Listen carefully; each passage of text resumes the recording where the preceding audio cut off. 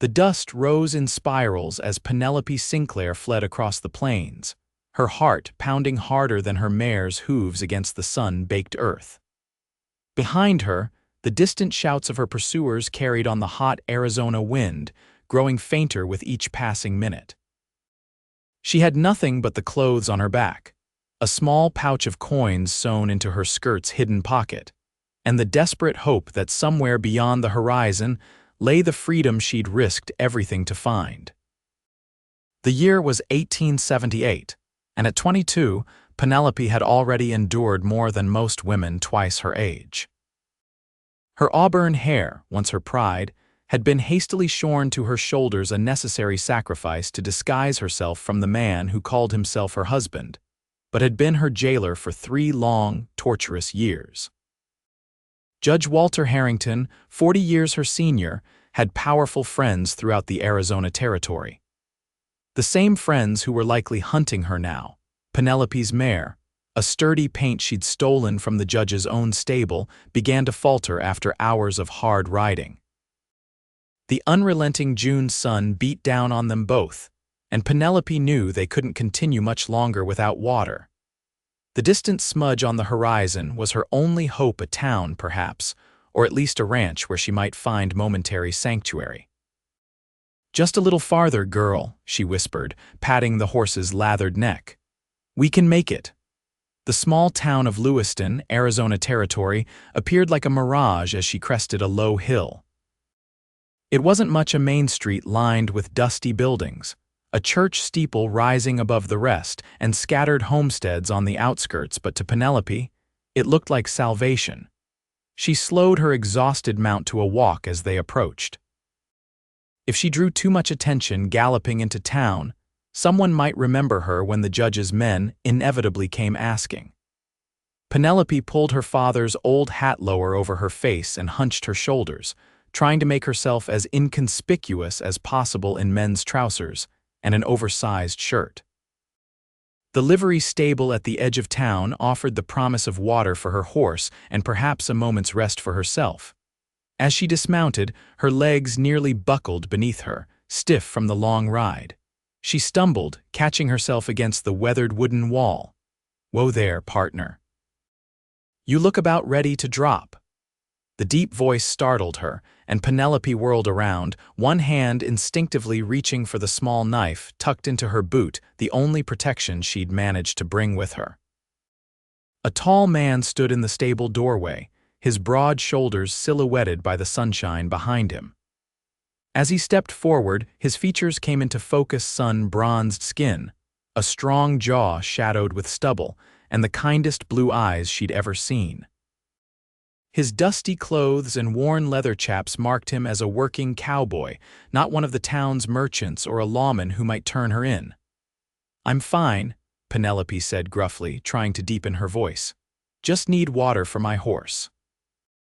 The cowboy's gaze swept over her, lingering just long enough on her face that Penelope feared her disguise wasn't as convincing as she'd hoped. A small smile played at his lips, but he merely nodded. "Water's free. Stabling will cost you 2 bits a night." He moved past her to a water trough, beginning to fill a bucket. "Name's Ethan Adler. I work for Mr. Reynolds at the Circle R, but I help out here at the livery when Al Jenkins needs an extra hand." Penelope nodded curtly, not offering her name in return. The less anyone knew about her, the better. She led her mare to the water Ethan provided, watching nervously as the horse drank deeply. "Where you headed?" Ethan asked conversationally, leaning against a post. "North," Penelope answered shortly. It wasn't entirely a lie. Anywhere away from Judge Harrington was north of where she wanted to be. Ethan didn't seem put off by her brusqueness. "Traveling alone's dangerous in these parts, especially for someone who doesn't know the territory." Penelope stiffened. "I can take care of myself." "No doubt," he said, that infuriating half-smile appearing again. "But even the most capable riders need rest. There's a decent boarding house 2 streets over. Mrs. Whitley doesn't ask too many questions." Something in his tone made Penelope look up sharply.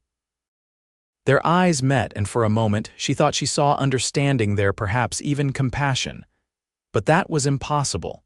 No one could know what she was running from. "Thank you," she said finally, reaching for her meager coin purse. "How much for feeding her too?" "Another 2 bits. I'll make sure she gets oats and a good rub-down." Penelope hesitated, then handed over the coins. "I'll be back in the morning." As she turned to leave, Ethan called after her. "You know, they say Lewiston's a good place for folks looking for a fresh start." She paused but didn't look back. "Is that what they say?"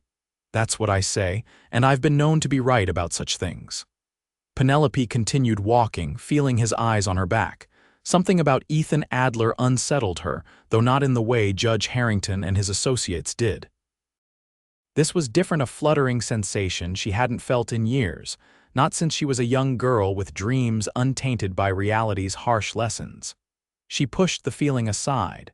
She couldn't afford distractions, not when her freedom, her very life, hung by such a tenuous thread. Mrs. Whitley's boarding house was exactly where Ethan had said it would be, a 2-story white clapboard building with green shutters, and a small garden struggling to survive in the desert heat. The older woman who answered the door gave Penelope's male attire a once-over, but, true to Ethan's word, asked no questions beyond whether she preferred the room at the front or back of the house. "The back," Penelope answered quickly. "Less chance of being spotted from the street." "That'll be 50 cents a night, includes breakfast. Dinner's extra, 25 cents if you want it." Penelope calculated quickly. At this rate, her small savings wouldn't last more than a week. She needed to find work, and soon. "Just the room for now," she said, handing over the coins. Mrs. Whitley showed her to a small but clean room with a narrow bed, a washstand, and a window overlooking a dusty yard and the vast desert beyond. For the first time since her desperate flight began, Penelope allowed herself to breathe deeply. She was far from safe, but for the moment she had shelter. After washing the worst of the dust from her face and hands, Penelope sat on the bed, considering her options. She could continue north in the morning, putting more distance between herself and the judge, but without more supplies she wouldn't make it far. She needed money, which meant finding work in Lewiston, at least temporarily. A soft knock at her door sent her heart racing. Had they found her already? She approached cautiously, pressing her ear to the wood. "It's Mrs. Whitley, got something for you." Penelope cracked the door open to find her landlady holding a tray with a bowl of stew and a chunk of bread. "I didn't order. Cowboy from the livery paid for it. Said you looked like you could use a hot meal." Mrs. Whitley pushed the tray into Penelope's hands. "That Ethan Adler's got a good heart. Too good sometimes, if you ask me." Before Penelope could respond, the older woman was already heading back down the hallway. "Eat up while it's hot. Bathrooms at the end of the hall if you need it." Penelope stared at the steaming stew, torn between hunger and suspicion. Why would a stranger show such kindness? What did he want in return? Judge Harrington's kindness had come with unbearable strings attached, lessons she'd learned too late. But as the aroma of the hearty stew reached her nostrils, her empty stomach made the decision for her. She ate ravenously, savoring each bite of the simple meal. When she finished, she felt stronger than she had in days. Tomorrow, she would find work and begin rebuilding her life. Tonight, she would allow herself this small comfort and the first real sleep she'd had since her escape. As she drifted off, Ethan Adler's blue eyes and enigmatic smile followed her into her dreams. The morning light filtered through the thin curtains, rousing Penelope from the deepest sleep she'd had in months. For a moment, disorientation gripped her. Where was she? Then reality rushed back, bringing with it both relief and renewed anxiety. She was in Lewiston, free from the judge but still hunted. After dressing in her only set of clothes, she made her way downstairs, where Mrs. Whitley was serving breakfast to the other boarders, 2 older men who appeared to be minors and a traveling salesman who barely looked up from his newspaper. "There's coffee and flapjacks," Mrs. Whitley informed her, gesturing to the sideboard. "Take what you want. It's included." Penelope filled a plate, still maintaining her masculine posture and keeping her voice low when she thanked the landlady. She ate quickly, listening to the conversations around her for any mention of a woman matching her description. "You looking for work?" Mrs. Whitley asked suddenly, refilling Penelope's coffee cup. Penelope nodded cautiously. "Yes, madam." "What kind of work you do?" She hesitated.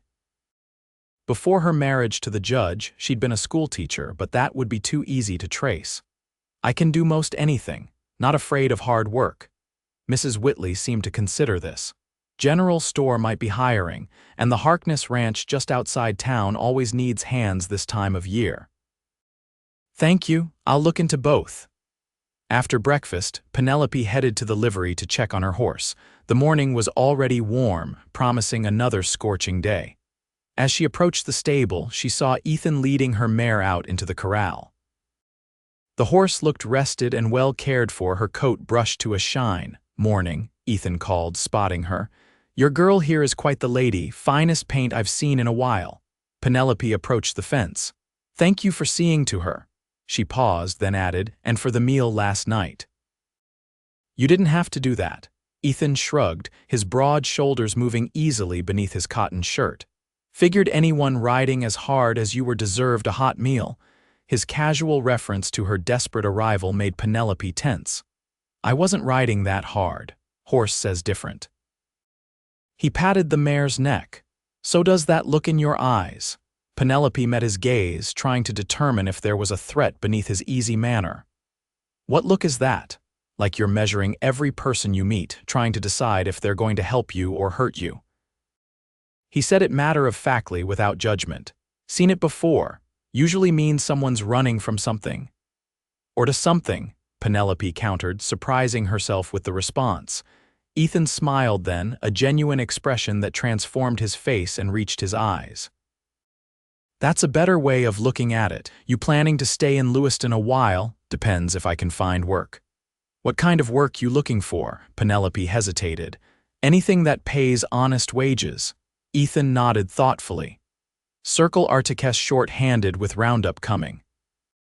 "Ranch foreman's a fair man, doesn't care much about a person's past as long as they work hard and stay honest."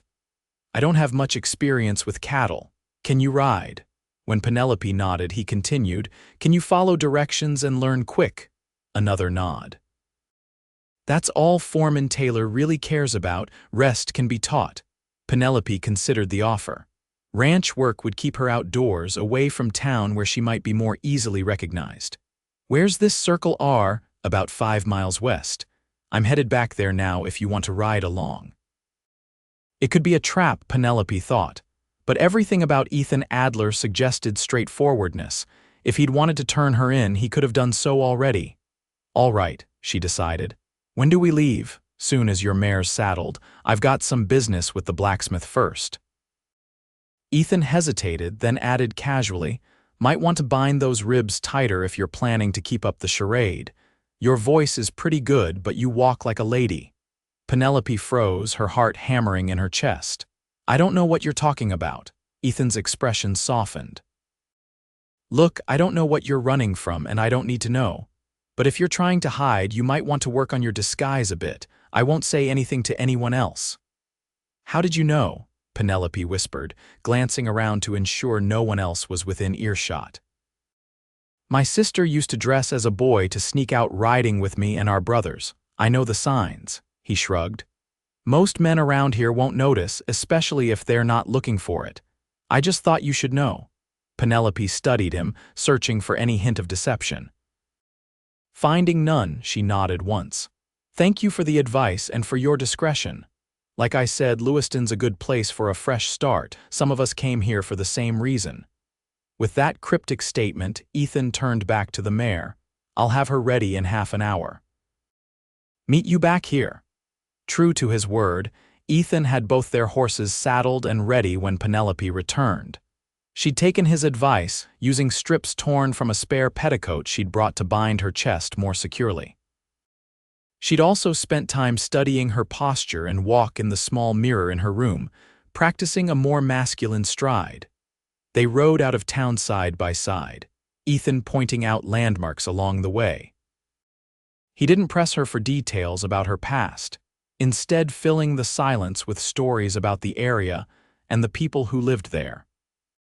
By the time the Circle R came into view, a sprawling ranch with a main house, bunkhouse, and several outbuildings nestled in a valley, Penelope had begun to relax slightly in his company. "That's Foreman Taylor's cabin there," Ethan said, gesturing to a small structure near the bunkhouse. "We'll talk to him first." James Taylor turned out to be a gruff, middle-aged man with weathered features and calloused hands. He squinted at Penelope as Ethan made the introductions, using only her first initial and last name, P. Smith, looking for honest work. "Ever worked cattle before, Smith?" Taylor asked. "No, sir, but I'm a fast learner and I'm not afraid of hard work." Taylor grunted. "We're short-handed with roundup starting next week. Can offer you room in the bunkhouse and 3 squares a day plus $20 a month if you prove useful." It wasn't much, but it was more than Penelope had hoped for. "When can I start?" "Right now." Adler, show Smith around, get him set up in the bunkhouse, then put him to work mending that fence line in the south pasture. Ethan tipped his hat. "Yes, sir." As they walked toward the bunkhouse, Ethan murmured, "Stick close to me for a few days. Some of the boys can be rough, but they're good men overall." Penelope nodded, suddenly overwhelmed by the magnitude of what she was attempting. Maintaining her disguise among a bunkhouse full of cowboys would be far more challenging than she'd anticipated. "What if they realize?" she whispered. Ethan glanced down at her, his expression serious. "Then we'll deal with it, but for now let's focus on getting you through today." The bunkhouse was simple, 2 rows of narrow beds with trunks at the foot of each, a wood stove in the center, and a rough table with benches for playing cards or writing letters. Most of the beds showed signs of occupation, but Ethan led her to one in the corner. "This one's free." "It's next to mine," he explained, indicating the adjacent bed. "Keep your things locked in your trunk when you're not here. Not that anyone would steal, but it's best to be careful." Penelope had precious little to store, just the few items she'd managed to bring with her. She placed them in the trunk, then straightened, trying to project confidence she didn't feel. "Ready to mend some fence?" Ethan asked, a hint of encouragement in his smile. "As ready as I'll ever be." The days that followed were the hardest physical labor Penelope had ever experienced. Her hands blistered and then calloused as she learned to string barbed wire, repair corrals, and assist with the countless tasks required to prepare for roundup. Every muscle in her body ached, but there was a peculiar satisfaction in the exhaustion, a sense of accomplishment that had been absent during her years as the judge's wife. Ethan proved to be an excellent teacher, patient and thorough. He showed her how to avoid the worst of the barbed wire's bite, how to properly saddle and care for her horse, and how to respond to the good-natured ribbing from the other cowboys without revealing her secret. "Smith's too pretty to be out in this sun," one of the older hands, Mac, joked on their 3rd day. "Gonna ruin that fair complexion." Ethan had jumped in before Penelope could respond. "Not everyone wants to look like old leather like you, Mac. Some of us aim to stay pretty for the ladies." The men had laughed, the moment passing without suspicion. But such close calls happened daily, and Penelope knew it was only a matter of time before someone discovered the truth. A week into her employment at the Circle R, Penelope was returning from the creek where she'd managed to bathe in private when she spotted riders approaching the ranch, 3 men she didn't recognize, led by one she did. Sheriff Carson from Tucson, one of Judge Harrington's closest friends. She ducked behind the barn, heart pounding. They were looking for her. She had to leave immediately. Rushing to the bunkhouse, she gathered her few possessions, mind racing. The ranch was 5 miles from town, too far to run on foot. She'd need her horse, but the remuda was in the far pasture. She'd never make it there and back before the sheriff spoke to Foreman Taylor. Going somewhere, Penelope whirled around to find Ethan standing in the doorway, his expression unreadable. "I have to leave," she said urgently. "Now, because of the sheriff and his men," she froze. "You know who they are," I recognized the badge. Ethan took a step forward. "Are you in some kind of trouble with the law, P. Smith, or whatever your real name is?" "No," Penelope shook her head vehemently. Not the way you're thinking. I haven't done anything wrong. But they'll take me back to, she stopped abruptly, realizing she'd already said too much. Ethan studied her for a long moment, then nodded as if coming to a decision. Back stall of the barn has a trapdoor that leads to a root cellar. It's where the ranch used to store supplies during Apache raids. Hide there. I'll bring your horse around after dark. Penelope stared at him. Why would you help me? You don't even know me. A shadow crossed Ethan's face. Let's just say I know what it's like to need a second chance. Now go before they come this way. She didn't need to be told twice. Clutching her small bundle of possessions, Penelope slipped out the back door of the bunkhouse and made her way to the barn, careful to stay out of sight of the main house where the sheriff and his men were likely speaking with Foreman Taylor. The root cellar was exactly where Ethan had said, hidden beneath a false floor in the last stall, covered by fresh straw. It was dark and musty, but it offered sanctuary. Penelope huddled in the small space, straining to hear any sounds from above. Hours passed. The light filtering through the cracks in the floorboards faded as the sun set. Penelope's muscles cramped from remaining in one position, but she dared not move. Eventually, she heard footsteps above, followed by the soft nickering of a horse. Smith. Ethan's voice was barely above a whisper. Here, she answered, pushing up on the trapdoor. Ethan helped her climb out, his strong hands steadying her as her stiff legs threatened to buckle. They're gone, rode out about an hour ago. Did they say what they wanted? Looking for a runaway wife, Judge's wife from Tucson. Said she stole a horse and some money. Ethan's eyes were serious in the dim light of the barn, said she might be dangerous. Penelope couldn't help it, a bitter laugh escaped her. Dangerous. The only danger I posed was to his reputation if people learned how he treated his young wife behind closed doors. Ethan's jaw tightened. Are you saying he hurt you? In ways I can't even describe, Penelope whispered, the admission tearing from her like a physical pain.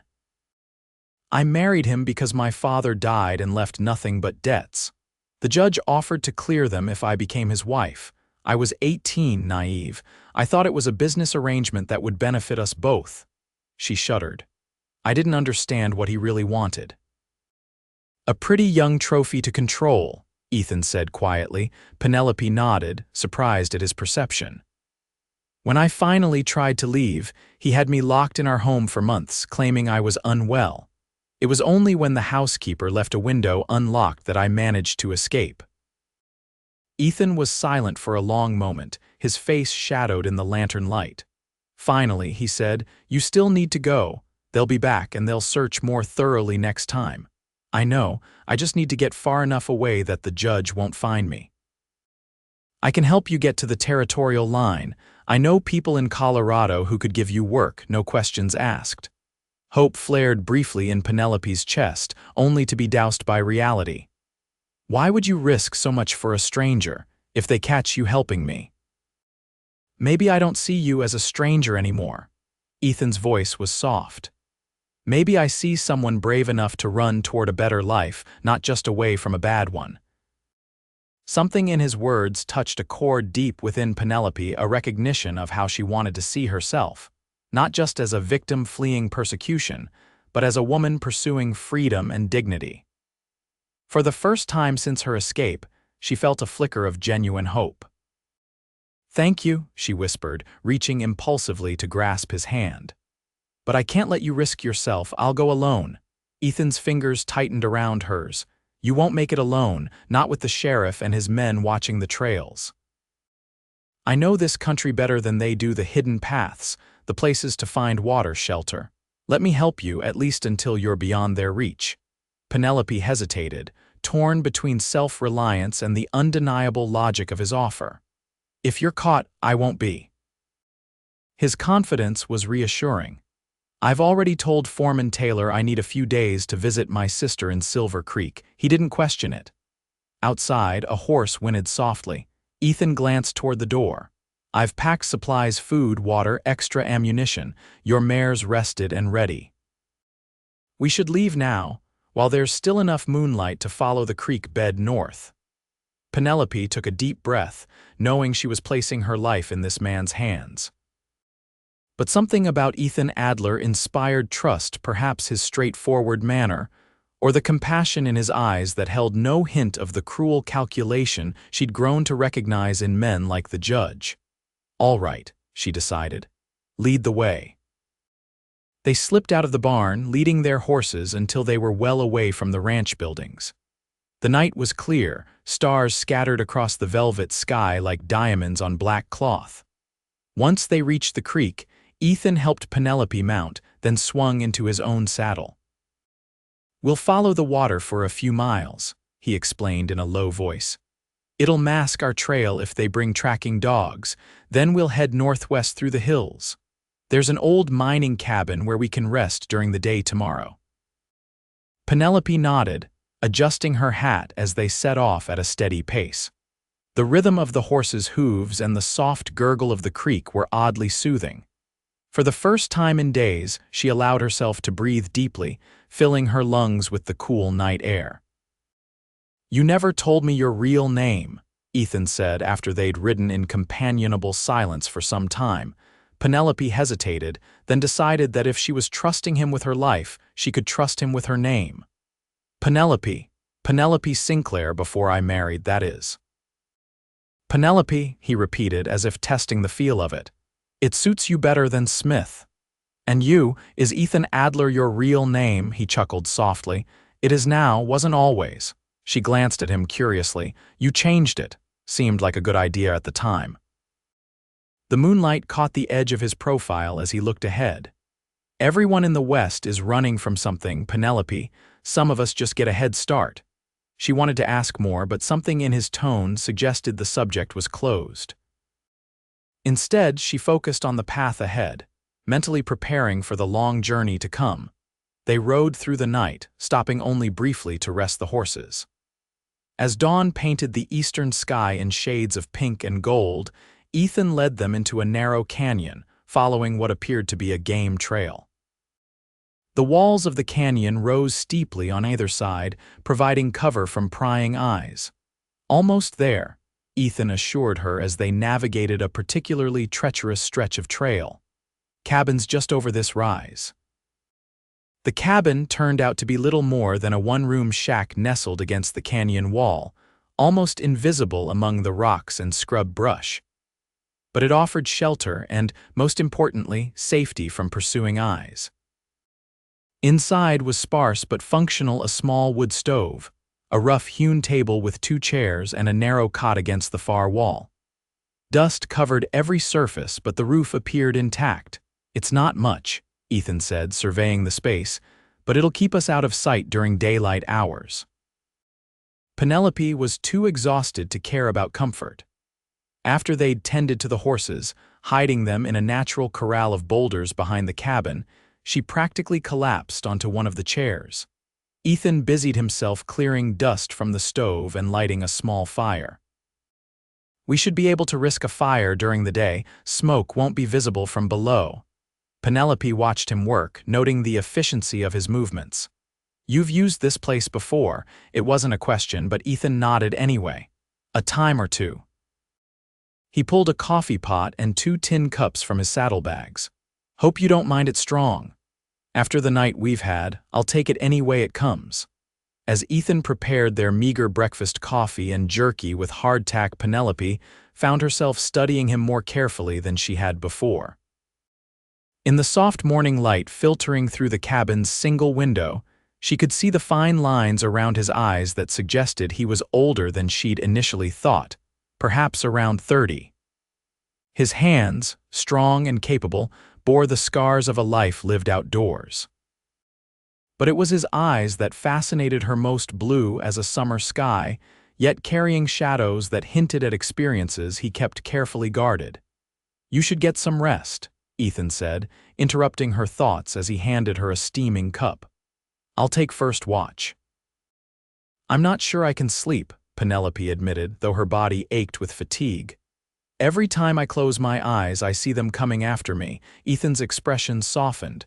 "You're safe here, Penelope, at least for now. For how long, the judge won't stop looking." He can't afford to let people know his wife fled from him. It would ruin the reputation he's spent decades building. Then we'll make sure he never finds you. Ethan's voice was firm, confident. Colorado's a big territory, plenty of places for a person to disappear and start fresh. We. Penelope questioned, caught by his use of the plural. A slight flush colored Ethan's tanned cheeks. Figure of speech, just meant there are folks who'll help.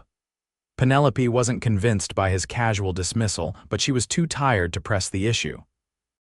She sipped her coffee, letting the bitter warmth fortify her. You should take the cot, Ethan said, nodding toward the narrow bed. I'll keep watch from the door. Too exhausted to argue, Penelope moved to the cot, removing only her boots before stretching out on the thin mattress. Despite her earlier claim, sleep claimed her almost immediately, the rhythmic sound of Ethan checking his rifle lulling her into the deepest rest she'd had since her escape. When she woke, the quality of light suggested late afternoon. She found Ethan sitting by the window, a book open in his lap, though his attention was fixed on the canyon outside. You let me sleep too long, she said, sitting up and running a hand through her short hair. You needed it. He closed his book. She caught a glimpse of poetry, surprising her, and stood. No sign of pursuit, but we should move again after nightfall. They spent the remaining daylight hours preparing for the journey ahead. Ethan studied a worn map, plotting their route north while Penelope inventoried their supplies. They worked in comfortable silence, moving around each other in the small space with an ease that belied their short acquaintance. As the sun began to set, casting long shadows across the canyon floor, Ethan stepped outside to check on the horses. Penelope followed, breathing deeply of the cooling desert air. Beautiful, isn't it? Ethan said, gazing at the sunset painting the canyon walls in fiery hues. I never had much chance to appreciate beauty these past few years, Penelope admitted. The judge kept me inside most of the time, said a lady had no business wandering outdoors unescorted. Ethan's jaw tightened, but he kept his voice even. What did you do before you married him? I was a teacher. The memory brought both joy and pain. I taught at a small school outside of Tucson, children from ranches and farms mostly. I loved it, she sighed. That's what I miss most, having purpose, doing something meaningful. You could teach again once you're settled somewhere safe. Penelope shook her head sadly. Who would hire a runaway wife? A woman with no references, no past she can speak of. Someone who values intelligence and courage, Ethan replied, his gaze intense as it met hers. Someone who sees beyond circumstances to the person underneath. The conviction in his voice stirred something in Penelope, a feeling of being truly seen for the first time in years. Not as Judge Harrington's pretty young wife or as the desperate runaway Peace Smith, but as herself, Penelope Sinclair, woman of substance and worth. Their eyes held for a long moment, the air between them charged with unspoken recognition. Penelope was the first to look away, unnerved by the intensity of her response to this man she barely knew. We should get ready to leave, she said, her voice not quite steady. Ethan nodded, but his eyes lingered on her face a moment longer before he turned to prepare the horses. They rode north through the night, following narrow trails that wound through increasingly rugged terrain. Ethan led confidently, occasionally pointing out landmarks or sharing bits of local knowledge. By dawn, they had covered significant ground, the landscape changing from desert to pine-covered foothills. Their second day of hiding was spent in a natural cave system, cool and dark despite the summer heat outside. Penelope found herself less tense than the day before, gradually accepting that they might have successfully evaded immediate pursuit. As they shared a simple meal of jerky and dried fruit, she finally asked the question that had been on her mind since they'd left the Circle R. What were you running from, Ethan, when you changed your name? He looked up, surprise flashing briefly in his eyes before his expression settled into something more measured. For a moment, she thought he might deflect the question, but then he set down his cup with a sigh. War, he said simply. After Appomattox, I couldn't go back to Virginia. Too many ghosts, too much destruction. I'd fought for the Confederacy not because I believed in the cause, but because my father and brothers did. His voice carried the weight of old regrets. When they all died at Gettysburg, I just kept fighting, didn't know what else to do. Penelope listened silently, seeing him in a new light. After the surrender, I drifted west. Texas first, then New Mexico Territory, finally Arizona. Somewhere along the way, Edward Allen Taylor died and Ethan Adler was born. He gave her a wry smile. Seemed easier to be someone new than to carry all that old baggage. I understand that desire, Penelope said softly, to leave everything behind and start fresh. It's not as simple as it sounds. The past has a way of riding along with you, no matter how far you run. Is that why you're helping me? Because you see yourself in my situation? Ethan considered this. Maybe at first, but now. He paused, searching for words. Now I'm helping you because I can't imagine doing anything else. The simple honesty of his statement touched Penelope deeply. In a world where she'd learned to question every kindness for hidden motives, Ethan's straightforward decency was both refreshing and disarming. Their journey continued for 3 more days, each night bringing them closer to the Colorado Territory and further from Judge Harrington's reach. They settled into a rhythm traveling by night, resting during daylight hours in whatever shelter they could find. Their conversation flowed more easily with each passing day, ranging from childhood memories to favorite books to dreams for the future. Penelope found herself drawn to Ethan's quiet strength and unexpected depth. He was well-read despite his lack of formal education, with a thoughtful perspective on everything from politics to poetry. More than once, she caught herself wondering what it would be like to know him under different circumstances, not as her rescuer or protector, but as a man meeting a woman in the ordinary course of life. Such thoughts were dangerous, she knew.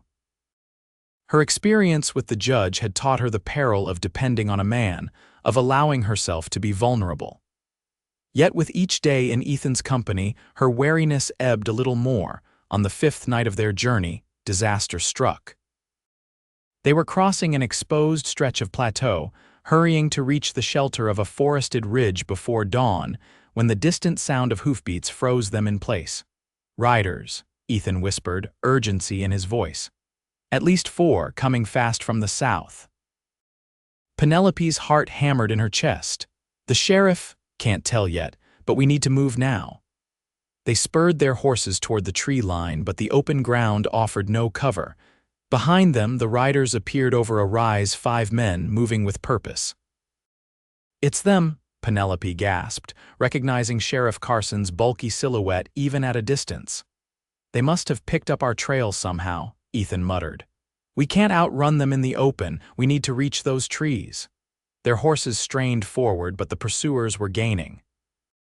A shout carried on the wind they'd been spotted. "Penelope," Ethan said, his voice tight with urgency. "If we get separated, keep heading northeast. There's a settlement called Durango just over the Colorado line. Ask for Martha Wilkins at the boarding house. Tell her I sent you." "We're not getting separated," Penelope insisted, fear making her voice sharp. "Just in case," Ethan pressed. "Promise me." "I promise. But it won't come to that." They reached the edge of the forest just as the first shots rang out, warning shots fired into the air. Ethan led them deeper into the trees, following a barely visible path that wound through the underbrush. The terrain worked in their favor, the dense forest slowing their pursuers. But it was clear the sheriff and his men weren't giving up easily. The chase continued through the pre-dawn hours, a deadly game of cat and mouse among the towering pines. As the eastern sky began to lighten, Ethan suddenly pulled his horse up short, listening intently. "I don't hear them anymore," Penelope whispered, her voice hoarse from exertion and fear. "They've split up," Ethan said grimly, "trying to circle around and cut us off." "What do we do?" Ethan surveyed their surroundings, thinking rapidly. "There's a ravine about a half-mile ahead, leads to a canyon with a river at the bottom. If we can reach it, we can follow the water north. It'll mask our trail." They pushed forward, the horses struggling on the increasingly steep and rocky ground. Penelope's mare was tiring, stumbling occasionally on the treacherous path. The ravine appeared suddenly before them, a steep-sided cut in the earth, dropping away to a ribbon of water far below. A narrow trail zigzagged down the near side. "It's too steep," Penelope said, eyeing the precarious path with trepidation. "It's our only chance," Ethan countered. "I'll go first." "Follow exactly where I lead." He started down, his horse picking its way carefully among the loose stones. Penelope followed, her heart in her throat as her mare slipped and recovered on the steep descent. They were halfway down when a shout from above alerted them the sheriff and one of his men had found them. Almost simultaneously, two more riders appeared at the bottom of the ravine, cutting off their escape route. "Keep going," Ethan urged, drawing his rifle from its scabbard. "I'll hold them off." "No," Penelope's protest was automatic and vehement. "I won't leave you, you have to," he insisted, his eyes fierce. "Remember your promise, Durango, Martha Wilkins, now go." Before she could argue further, Ethan wheeled his horse around and fired a shot toward the men at the top of the ravine, forcing them to take cover. Penelope hesitated only a moment longer before continuing down the trail, tears blurring her vision as she heard more gunfire behind her. At the bottom, she faced the two riders blocking her path. In desperation, she spurred her mare directly toward them, the element of surprise working in her favor as they scrambled to draw their weapons. Her horse burst through the gap between them, nearly colliding with one of their mounts before breaking free and plunging into the shallow river. Penelope didn't look back, driving her exhausted mare upstream, water spraying around them. Behind her, she heard more gunshots, shouts, the sounds of pursuit, but her focus narrowed to a single goal: survival.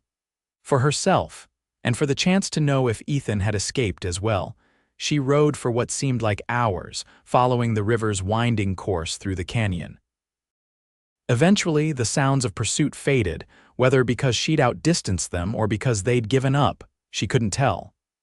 Still, she pressed on, stopping only when her mare refused to go further, sides heaving with exhaustion. Finding a sheltered spot among a stand of cottonwoods, Penelope finally dismounted, her legs nearly buckling beneath her. She cared for her horse first, removing the saddle and rubbing the animal down with handfuls of grass, then allowing it to drink from the river in small amounts. Only when these tasks were complete did she allow herself to confront the gnawing fear for Ethan's safety. Had he escaped? Was he wounded, captured, or worse? The thought of him sacrificing himself for her freedom was unbearable, but dwelling on possibilities wouldn't help either of them. Penelope forced herself to focus on practicalities. She needed to rest, then continue north to Durango as Ethan had instructed. It was the only way to honor his sacrifice, whether temporary or permanent. She settled beneath the cottonwoods, using her saddle as a pillow, and fell into an exhausted sleep haunted by dreams of gunfire and pursuit. The sun was high when Penelope woke with a start, momentarily disoriented. Memory rushed back the chase, the ravine, Ethan staying behind to cover her escape. Grief and worry twisted in her stomach, but she pushed them aside. She needed to keep moving.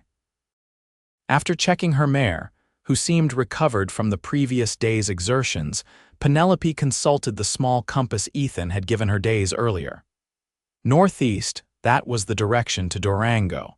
She saddled up and continued along the river, which conveniently flowed in roughly the right direction. The day passed slowly, each mile increasing the distance from her pursuers but also from Ethan. By late afternoon, the canyon walls began to recede, the river valley widening into more hospitable terrain. In the distance, Penelope could make out what appeared to be a small settlement, perhaps a few buildings gathered around a crossing point, caution warred with necessity. She needed supplies and information, but approaching any outpost of civilization carried risk. In the end, necessity won. Her food was nearly gone, and without Ethan's guidance, she needed to confirm she was on the right path to Durango. As she approached the settlement, little more than a trading post, a stable, and what might have been a saloon, Penelope adjusted her disguise, pulling her hat low and hunching her shoulders to mask her feminine frame. The fewer people who remembered her passing, the better. The trading post was manned by an elderly man with rheumy eyes and a wispy white beard. He barely glanced up as Penelope entered, continuing to whittle a piece of wood with gnarled hands. "What can I do for you, young feller?" he asked, his voice cracking with age. "Need some supplies," Penelope said, keeping her voice low. "And directions to Durango, supplies I got. Directions are free." The old man set down his whittling. "Durango's about 2 days' ride northeast. Follow the river till you hit Thompson Creek, then take that east till you see the wagon road. Can't miss it from there." Penelope nodded, selecting jerky, coffee, and hardtack from the sparse offerings on the shelves. As the old man tallied her purchases, she ventured a question. "Any trouble on the trails lately?" The man squinted at her. "Depend on what you call trouble. Had some lawmen through yesterday's sheriff and his deputies from down Arizona way, looking for someone." Penelope's heart quickened. "Oh, who?" "Runaway wife, they said, Judge's wife from Tucson." "Dangerous, according to them," he snorted. "Though how dangerous a society lady could be, I don't rightly know. They say where they were headed, back the way they came." The old man wrapped her purchases in brown paper. "Said they lost the trail after some shooting up in Pine Ridge Canyon. One of 'em was wounded, not bad, just a graze. Made 'em mad as hornets, though." Hope surged through Penelope. If the sheriff and his men were returning to Arizona, they must have given up the chase. But what about Ethan? Had he escaped as well? As if reading her thoughts, the old man continued, "Funny thing, though, they had a prisoner with them. Tall feller, looked like a cowboy, had his hands tied, riding double with one of the deputies." Penelope's blood ran cold. Ethan. They'd captured Ethan.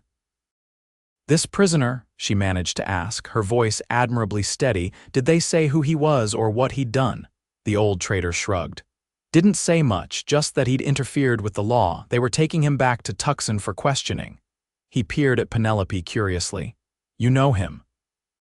"No," she lied quickly. "Just wondering what kind of trouble is on the trails. Need to be careful traveling alone." After paying for her supplies, Penelope left the trading post, her mind racing. Ethan was being taken back to Tucson to the judge. Once there, they'd force him to reveal everything he knew about her plans, her destination. The judge would use any means necessary to extract that information. She couldn't let that happen. Not after everything Ethan had done for her. Not when his only crime was helping her escape an abusive marriage. But what could she do? A lone woman against the sheriff and his deputies seemed impossible odds. And returning to Arizona meant putting herself back within the judge's reach, abandoning the freedom Ethan had sacrificed himself to secure. As she stood beside her mare, torn by indecision, Penelope remembered something Ethan had said days earlier. "I see someone brave enough to run toward a better life, not just away from a bad one." Perhaps this was her chance to prove him right, to demonstrate that she wasn't just running away from the judge, but toward a life where she determined her own actions, made her own choices, even the difficult ones. With sudden clarity, Penelope knew what she had to do.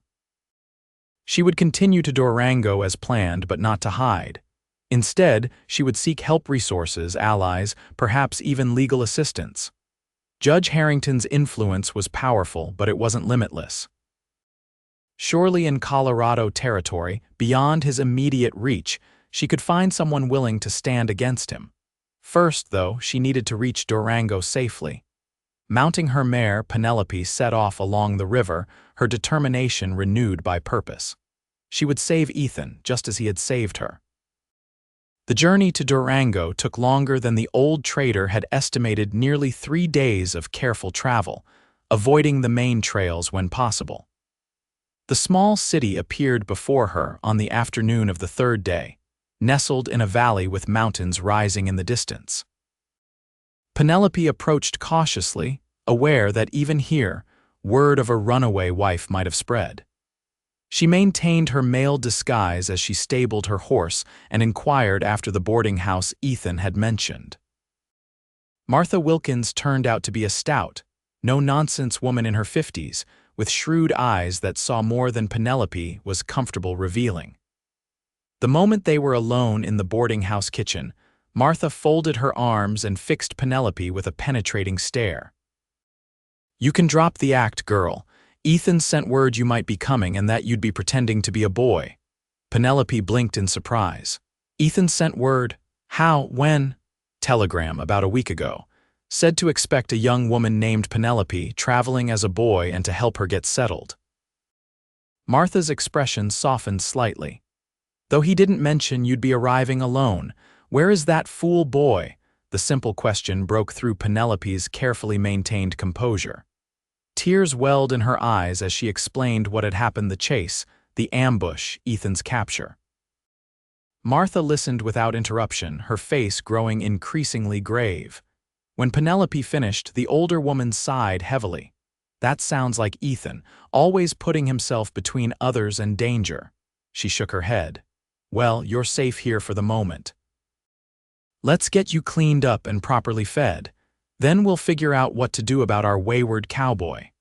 Over the next few days, Penelope slowly adjusted to life in Durango. Martha proved to be not only a safe harbor but a valuable ally, introducing Penelope to trusted friends and helping her shed her male disguise for more appropriate female attire. For the first time since her escape, Penelope began to feel something approaching normal, though the worry for Ethan never left her thoughts. A week after her arrival, Martha introduced her to Samuel Thornton, a lawyer who had once practiced in Tucson and knew Judge Harrington by reputation. "The judge is powerful but not invincible," Thornton explained as they sat in Martha's parlor. "His influence is strongest in Arizona territory, considerably less here in Colorado. If we can establish that your marriage was entered under duress and document the mistreatment you suffered, we might be able to secure an annulment." "What about Ethan?" Penelope asked, her primary concern still his safety. "They've taken him back to Tucson." "The judge will make him suffer for helping me." Thornton's expression was serious, but not without hope. "Mr. Adler's situation is indeed precarious. Aiding a wife against her husband's wishes isn't technically a crime, but the judge could concoct any number of charges: horse theft, kidnapping, interference with an officer of the law." "We have to help him," Penelope insisted. "And we will," Martha interjected. "Samuel's going to prepare the legal documents, but we're not relying on the law alone. I've already sent word to some of Ethan's friends from his ranger days." "Rangers?" Penelope questioned, surprised. Martha nodded. "Before he came to Arizona, Ethan rode with the Texas Rangers for a time. Made some loyal friends there who owe him favors. They're not the type to let one of their own rot in jail while they debate legal niceties." For the first time since learning of Ethan's capture, Penelope felt a flicker of genuine hope. She wasn't alone in her concern for him. He had friends, connections, people willing to act on his behalf. "What can I do?" she asked, determined to be part of the solution. "For now, the safest thing is to establish yourself here in Durango," Thornton advised. "If you're seen as a respectable member of the community, it strengthens our case that you fled out of genuine fear, not some feminine hysteria as the judge will undoubtedly claim." Martha nodded in agreement. "The school board's looking for a teacher for the fall term. With your experience, you'd be a perfect candidate." Penelope considered this. Teaching again, doing the work she loved, was tempting, but it felt wrong to build a new life while Ethan remained in danger because of her. "I can't just sit safely here while Ethan faces the judge's wrath," she said firmly. "There must be something more immediate I can do." Martha and Thornton exchanged glances. Finally, Martha sighed. "There might be, but it's risky and Samuel here will advise against it." "As indeed I do," the lawyer confirmed. "What Martha's suggesting could undermine our legal strategy entirely." "Tell me," Penelope insisted. "A statement," Martha said. "Your public testimony about why you fled and what the judge did to you." published in the Durango Herald and sent to newspapers in Arizona Territory as well. The judge's reputation is his most prized possession. A public scandal might force him to back down, or it might enrage him further, Thornton cautioned. Make him even more determined to punish both you and Ethan. Penelope weighed the options carefully. A public statement would burn all bridges. She could never return to her former life, never again pretend that her marriage had been anything but a terrible mistake. But hadn't she already crossed that line when she fled Tucson? I'll do it, she decided. If it might help Ethan, I'll tell the world exactly what kind of man Judge Walter Harrington really is. The statement, published 3 days later, caused exactly the stir Martha had predicted. The Durango Herald ran it as a front-page story, complete with an editorial condemning the barbaric treatment of a young woman of refinement and education at the hands of a supposedly respected jurist. Copies were dispatched to newspapers throughout the region, including the Arizona Star in Tucson. Penelope spent the days after publication in a state of heightened anxiety, jumping at every knock on Martha's door, scrutinizing every unfamiliar face on Durango's streets. But as a week passed with no repercussions, she began to hope that the strategy had worked, that public exposure had neutralized the judge's power to pursue her. The telegram, when it came, was from an unexpected source, Foreman Taylor of the Circle R. Ethan released stop charges, dropped stop en route to Durango, stop expect arrival within week. Stop Taylor. Penelope read the brief message with disbelief that quickly transformed into joy. Ethan was free. He was coming to Durango. The nightmare was ending. Martha, reading over her shoulder, smiled broadly. Well, that's a piece of good news if ever I heard one. We should prepare for his arrival. The days that followed were both interminable and filled with activity. Penelope, at Martha's insistence, moved from the boarding house to a small cottage owned by one of Martha's friends, more appropriate for a young lady establishing herself. Martha declared, though Penelope suspected it was also to provide her and Ethan privacy for their reunion. She threw herself into preparing the cottage and securing the teaching position at Durango's school. The work kept her hands busy, though her mind frequently wandered to Ethan, wondering what he'd endured during his captivity, how he'd secured his release, whether he'd be changed by the experience. When the day of his expected arrival came, Penelope found herself unable to concentrate on anything. She paced the cottage, rearranged flowers, changed her dress twice, and finally stationed herself by the window overlooking the road from the south. The sun was already low in the sky when a lone rider appeared in the distance. Even from afar, Penelope recognized the set of his shoulders, the easy way he sat his horse. Ethan. Without conscious thought, she was moving out the door, down the path, into the road. Walking, then running toward the approaching rider. Running toward him, not away from anything.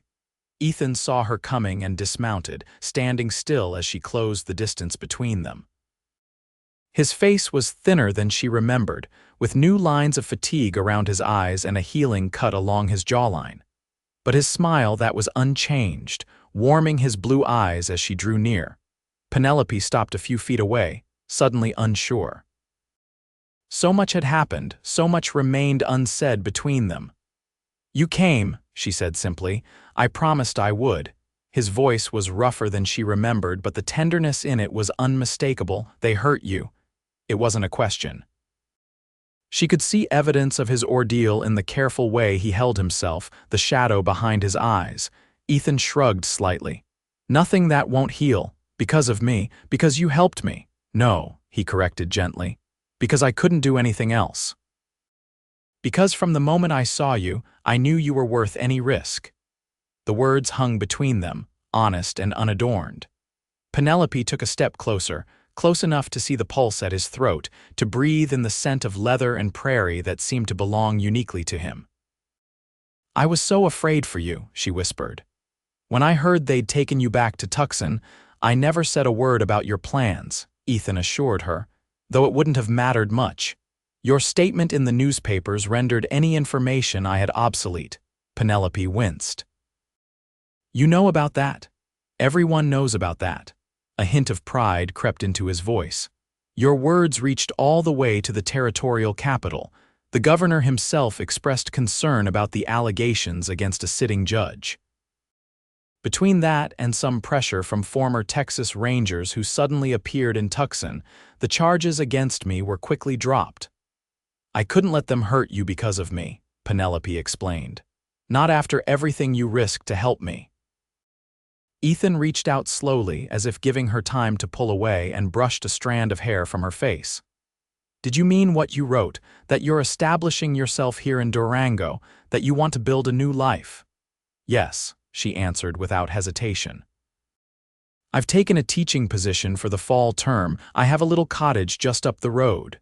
She hesitated, then added, What about you? Will you stay too? Something flickered in Ethan's eyes, hope, perhaps, or possibility. I hadn't planned that far ahead. Just knew I needed to find you, make sure you were safe.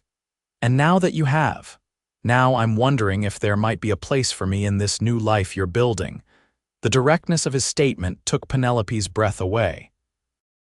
After years of the judge's manipulative cruelty, Ethan's straightforward honesty was both refreshing and disarming. I think, she said carefully, that any life I build would be incomplete without you in it. Ethan stepped closer, close enough that she could feel the warmth radiating from him in the cooling evening air. Penelope Sinclair, are you asking me to stay? I'm asking for the chance to know you better. Not as the man who saved me, or as the fugitive you protected, but as ourselves, two people who found each other against all odds. A slow smile spread across Ethan's face, reaching his eyes and erasing years of wariness. I'd like that very much. He offered his hand, and Penelope took it without hesitation. Together they walked back toward the cottage, leading his horse, talking of small things, the beauty of the Colorado mountains, the approaching school term, Martha's motherly fussing. Life would not be simple. The judge, though thwarted for now, might still pose a threat. Legal battles over her marriage likely lay ahead. But in that moment, with Ethan's hand warm around hers and the future stretching before them like an unwritten page, Penelope felt something she'd almost forgotten: hope, not just for survival, but for happiness. The weeks that followed took on a rhythm that felt both new and strangely familiar, as if Penelope and Ethan were rediscovering a connection that had always existed beneath the surface of their brief, intense shared history. Ethan found work at a local ranch, though he spent most evenings at Penelope's cottage, initially just for supper, later lingering over coffee and conversation that stretched into the night. They spoke of everything and nothing: childhood memories, books they'd loved, dreams deferred and newly awakened. Ethan told her about his brothers, lost at Gettysburg, and the sister who'd survived only to die in the influenza outbreak of '73. Penelope shared stories of her father, a dreamer whose schemes never quite materialized, and her mother, who'd taught her both resilience and the joy of learning. As summer gave way to autumn, their relationship deepened, moving from friendship to something more profound. The first time Ethan kissed her on a crisp September evening, as they sat on her porch watching the sunset paint the mountains, Penelope felt as if she were truly awakening after a long, dark sleep. I've wanted to do that since that first day in Lewiston, Ethan confessed, his forehead resting against hers, when you were trying so hard to be a boy, but all I could see was the bravest woman I'd ever met. Penelope laughed softly. I was terrified you'd turn me in. Never, he murmured, his thumb tracing the curve of her cheek. Even then, I knew you were running toward something better, not just away. By the time the first snow dusted Durango's streets in late October, Penelope knew with certainty that what she felt for Ethan was love, not the desperate gratitude of a rescued victim, but the deep, abiding love of a woman for a man who saw her completely and valued all that he saw. News came from Tucson that Judge Harrington had resigned his position, citing health concerns but clearly responding to the public scandal that had tarnished his once sterling reputation. Samuel Thornton believed the annulment proceedings would now progress without opposition, freeing Penelope legally as she was already free in spirit.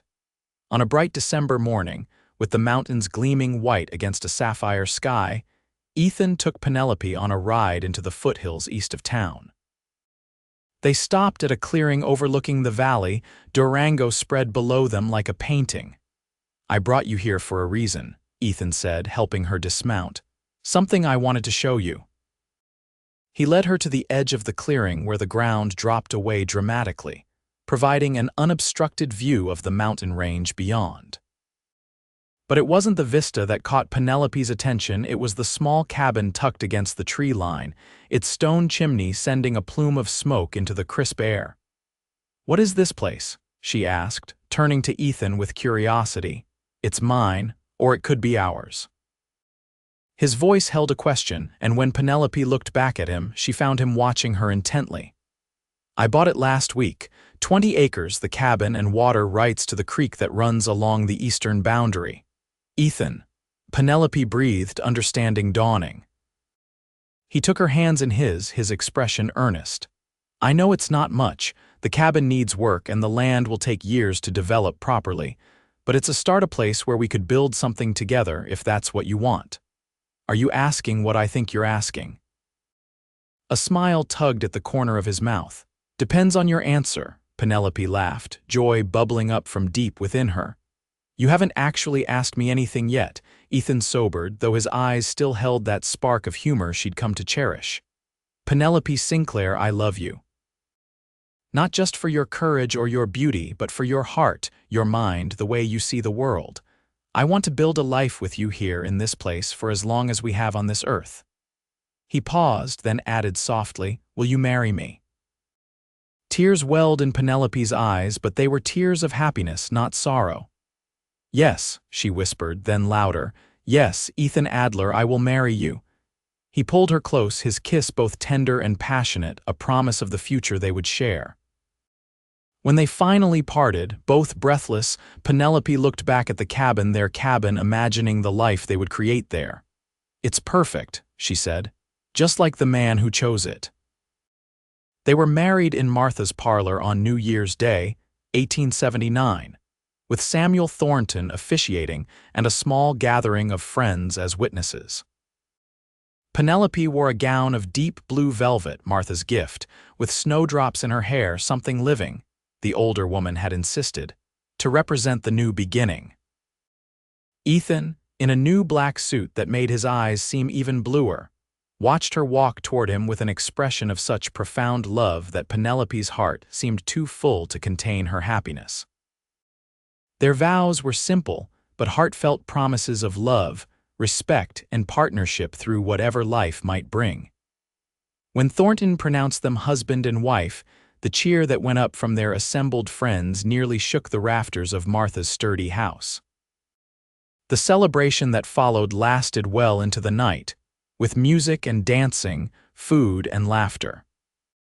But the moment Penelope would remember most clearly came later, as Ethan carried her across the threshold of their cabin, now furnished with the combined treasures of their separate lives and wedding gifts from their friends. "Welcome home, Mrs. Adler," he murmured, setting her gently on her feet but keeping his arms around her. "Mrs. Adler," Penelope repeated, savoring the name that represented not a cage but a choice freely made. "I like the sound of that, so do I." Ethan kissed her softly, then more deeply, a kiss that held all the promise of the night ahead and the life they would build together. Later, as they lay tangled in the warmth of their bed, the fire casting golden light across the cabin's simple interior, Penelope traced the line of Ethan's jaw with gentle fingers. "I never thought I'd find this," she confessed. "After the judge, I believed that part of me was broken forever, the part that could trust, that could love." Ethan caught her hand and pressed a kiss to her palm. "Nothing about you is broken, Penelope, wounded perhaps, but stronger for having healed. Because of you." "No," he corrected gently. "Because of yourself. You made the choice to run not just away from him, but toward a better life. All I did was recognize your courage and offer what help I could." Penelope settled against him, her head finding its place on his shoulder as if designed to rest there. "Either way, I'm grateful our paths crossed that day in Lewiston. As am I, love. As am I." Spring came early to the Colorado mountains that year, bringing with it new growth and new beginnings. Penelope continued teaching at the town school, her students thriving under her guidance. Ethan worked their land, adding to the cabin and preparing fields for planting, while also taking occasional jobs breaking horses for neighboring ranches. In late April, as wildflowers carpeted the meadows surrounding their home, Penelope received final confirmation that her marriage to Judge Harrington had been annulled. The document, delivered by Samuel Thornton himself, represented the last tie to her former life. "You're officially free," Thornton told her, satisfaction evident in his voice. The judge offered no objection. "I believe he's left the Arizona Territory entirely headed back east, according to my sources." That night, Penelope and Ethan burned the papers in their fireplace, watching the flames consume the last remnants of her past. "To new beginnings," Ethan said, raising his glass of wine and toast. "And to unexpected journeys," Penelope added, touching her glass to his. "The kind that lead us exactly where we need to be." Their first year of marriage brought challenges as well as joys. The harsh mountain winter tested their endurance. A late frost damaged their first attempt at a garden. Ethan was thrown from a particularly wild Mustang, resulting in a broken arm that took weeks to heal properly. But through it all, they faced each obstacle together, their partnership growing stronger with each shared triumph and setback. By their first anniversary, their cabin had expanded to include a proper kitchen, and a small study where Penelope prepared her lessons during the winter months when the trail to town was often impassable. It was in that study, on a snowy February evening in 1880, that Penelope shared the news she'd been keeping secret for several weeks. "Ethan," she said, looking up from the book she'd been pretending to read, "how would you feel about adding another room to the cabin?" "Perhaps a small one with a cradle." Ethan's head snapped up, his eyes finding hers across the room. For a moment he seemed unable to speak. Then, setting aside his own book, he crossed to her in 2 long strides, kneeling before her chair. "Are you saying what I think you're saying?" His voice was hushed, reverent. Penelope nodded, joy and nervousness mingling as she took his hands and placed them on her still flat stomach. "Come late summer, there will be 3 of us here." Ethan's expression transformed, wonder and elation chasing across his features before settling into a smile of such pure happiness that Penelope felt tears spring to her eyes. "A baby," he whispered, as if speaking too loudly might break the spell of the moment. "Our baby." "Our baby," Penelope confirmed, her own smile matching his. "A new life we've created together." Ethan gathered her into his arms, holding her as if she were made of the most precious glass. "I love you, Penelope Adler, more than I ever thought possible." "And I love you," she murmured against his shoulder, "for giving me a home, a family, a future worth running toward." Their son, James Edward Adler, was born on a perfect late August day in 1880, with Martha Wilkins serving as midwife and Ethan pacing the porch, until the infant's first cry sent him rushing back inside. The boy had his father's blue eyes, and his mother's determined spirit, a combination that would serve him well in the years to come. As Penelope watched Ethan hold their son for the first time, his strong hands cradling the tiny form with infinite tenderness, she felt a sense of completion that went beyond mere happiness. This was what she'd been running toward all along, not just freedom from cruelty, but the positive liberty to love, to create, to build something meaningful with the man who had seen her worth from the very beginning. "He's perfect," Ethan whispered, awe evident in his voice, "just like his mother." "He's part of both of us," Penelope corrected gently. "The best parts, I hope. With you as his mother, how could he be anything but extraordinary?" The years that followed brought more children, a daughter, Sarah, born in the winter of 1882, and another son, William, arriving in the spring of 1885. Their home expanded to accommodate the growing family, and the land flourished under Ethan's careful stewardship. Penelope eventually left her teaching position to focus on their children's education, though she continued to tutor students from town who made the journey to the Adler homestead. By 1890, their property had grown to include a proper ranch house, a stable, and fields that yielded abundant harvests. Ethan's skill with horses had developed into a respected breeding program, with Adler stock sought after throughout the region.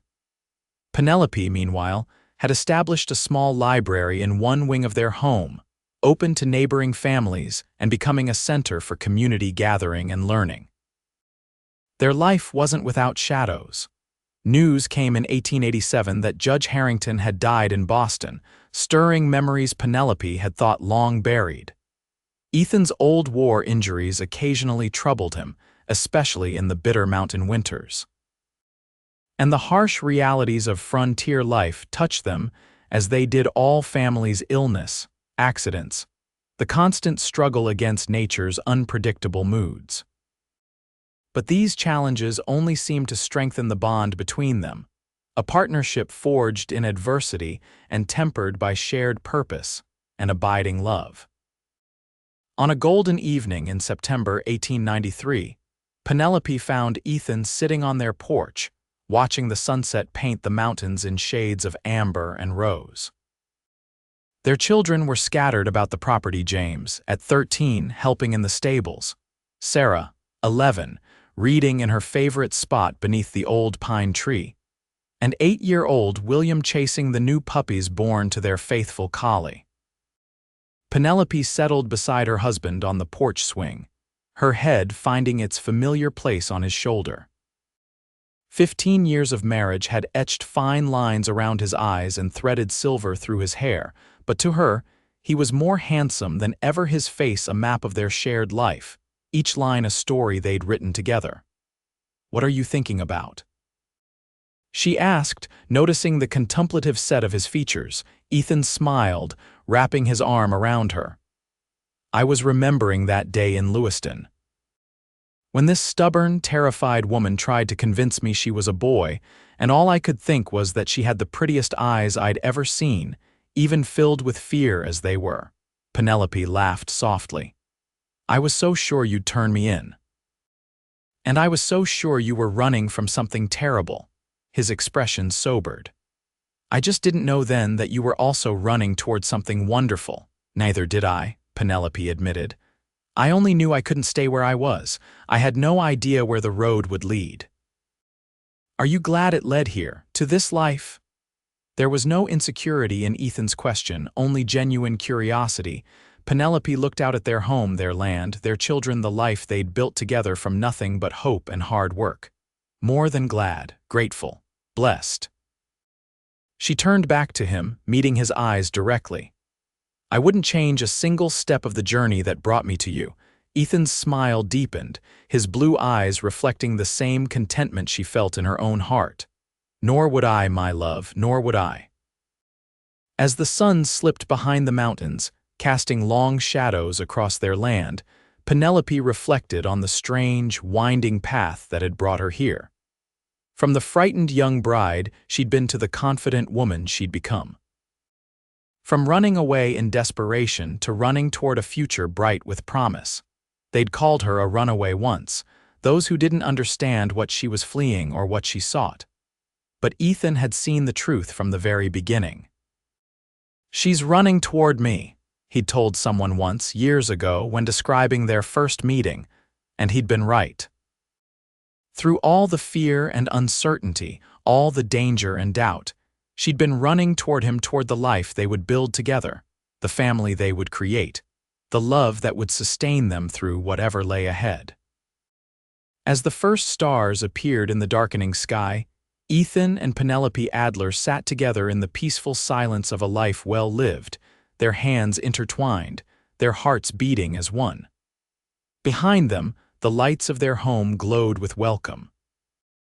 Before them stretched the vast, star-filled expanse of a future still unfolding, a journey they would continue to make together. step by step, day by day, for all the years to come.